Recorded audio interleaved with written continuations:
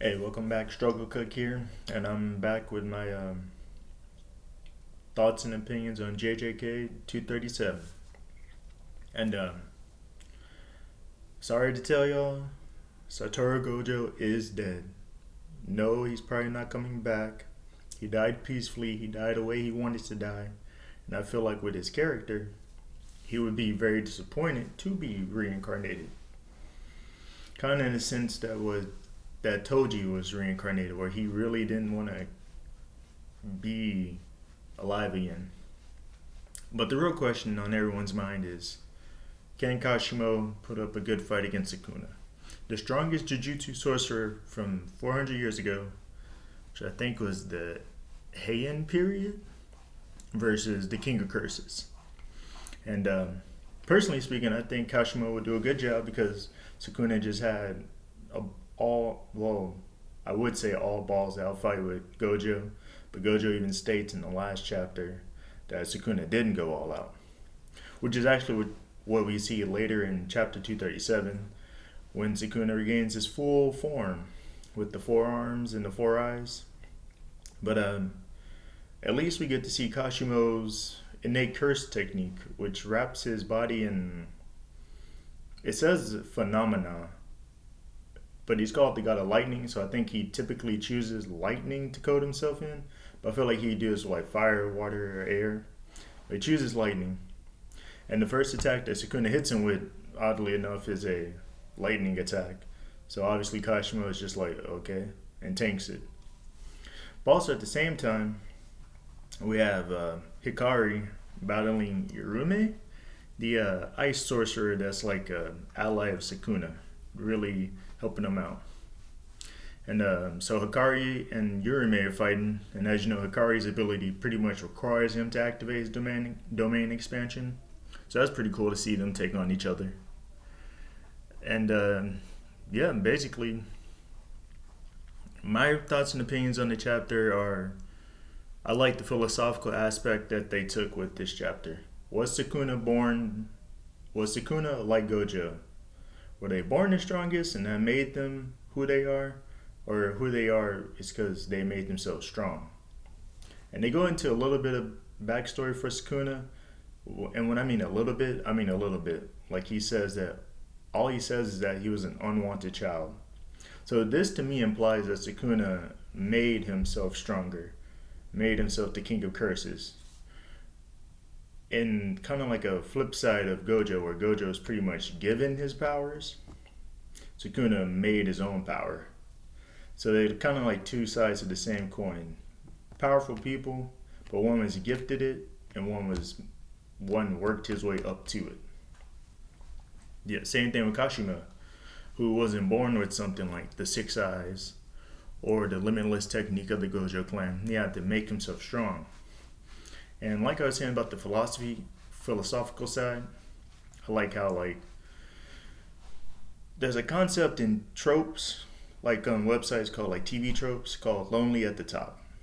And what that means is like when you get to a certain level and you reach the top, it's kind of hard to relate to people who are, lack of better terms and lack of humbleness, beneath you. Say like Jeff Bezos. Someone like me could never relate to having all the money in the world, being able to do anything at the drop of a hat, having all those resources and assets, and also at the same time, a bunch of responsibility. So I feel like Jeff Bezos is kind of like Sukuna, where like it's hard for him to relate to the common man because of his status. Even though Jeff Bezos is a real person and Sukuna is a fictional character, the mindset still applies. And this is reflected also in Kashima, who 400 years ago was unparalleled in his strength and power to the point where he got bored, to the point where he started to warp his mindset about the people around him. He states himself that he started to see them as like dirt, because it's like, well, they can't stop me, and I am better than them, so it's kind of hard to relate to them. And Sukuna responds to that question about was he born the strongest? Was with the extravagant. And what he means by that is that him, Gojo, and Kashima said they share the exact same mindset. The strongest people in the world who had a hard time relating to other people, thus creating this innate sense of loneliness that they all three share within their respective time periods. So the fact that all three of them have engaged in battle in the current chapter and the prior chapter really takes into account like the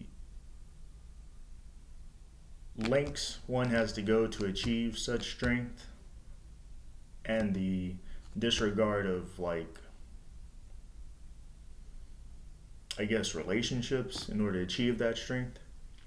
And once again applying that to the real world, like Jeff Bezos, like he probably had to sacrifice a ton of his social life and a ton of his relationships while he's building up Amazon in order to achieve that. Like he had to basically isolate himself and really grind and focus on making this company what it is.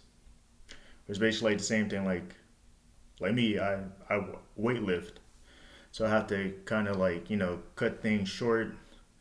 Like, oh, I can't really do this because I have to go focus on this because I'm trying to make myself better.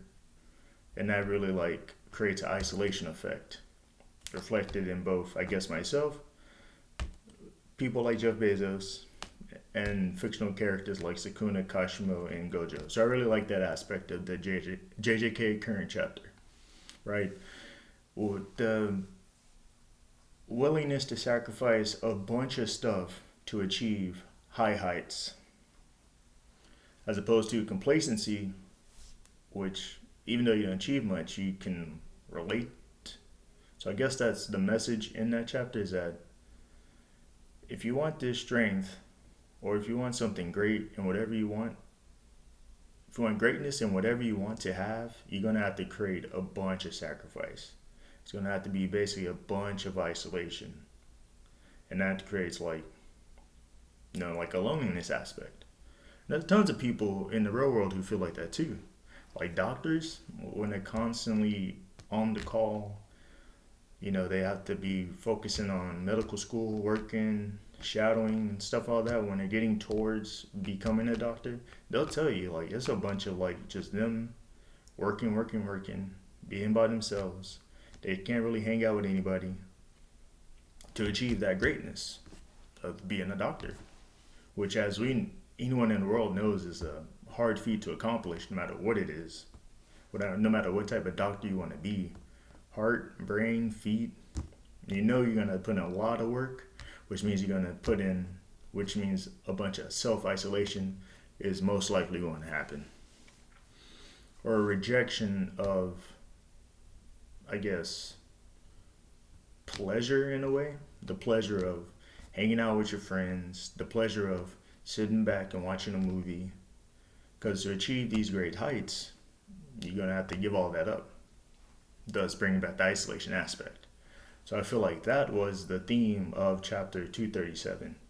These three characters, Sukuna, Kashimo, and Gojo, are a reflection of what it takes to be great in anything. And in terms of JJK, they're great in terms of like curse energy and being great fighters, but their plight applies to anything that you want to be great at. You're going to have to give up a lot, and you're probably going to be alone a lot. So I really appreciated that aspect of the chapter. I also like the fight choreography. I like that we finally get to see Kashimo's innate cursed energy technique. Because as you know, he killed 40 players, got bored, and he was like, I'm looking for the strongest player.